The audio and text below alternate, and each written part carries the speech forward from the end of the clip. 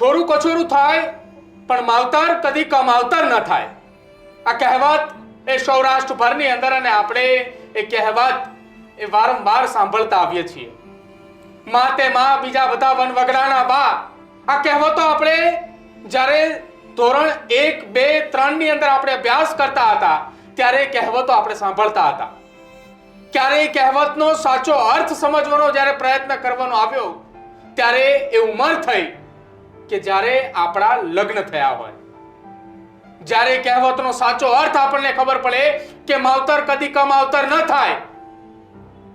છોરું કછોરું ભલે થાય, માવતર કદી કમાવતર ન થાય. કહેવતનો સાચો અર્થ ત્યારે ખબર પડ્યો કે જ્યારે આપણા ઘેર આપણે પોતે એક દીકરી અથવા એક દીકરાના પિતા બન્યા હોય.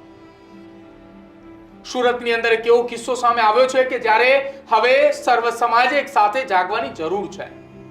સમાજને જાગવાની એટલા માટે વાત કરી રહ્યો છું કેમ કે સુરતની અંદર છેલ્લા એકાદ વર્ષની અંદર આ બીજો કિસ્સો એવો સામે આવ્યો છે કે જ્યાં જે જન્મ આપનાર માં છે એ માને પોતો એ સગો એ દીકરો એમ કહી દે છે કે તારે જવું હોય તો જા, હવે તું આ દુનિયામાંથી જતી રહીશ ને તો પણ હું તને જોવા કે તને પાછો લેવા માટે હું નહીં આવું.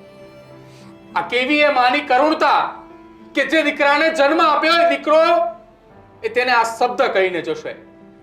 સુરતના અમરોલીની એ ઘટના કે જ્યાં માની સામે એ પોતાના સગા દીકરાએ એવું કહી દીધું કે તમે અત્યારે જ નીકળી જાઓ અને હવે પાછું ફરીને આ ઘરમાં ક્યારેય ન આવતા.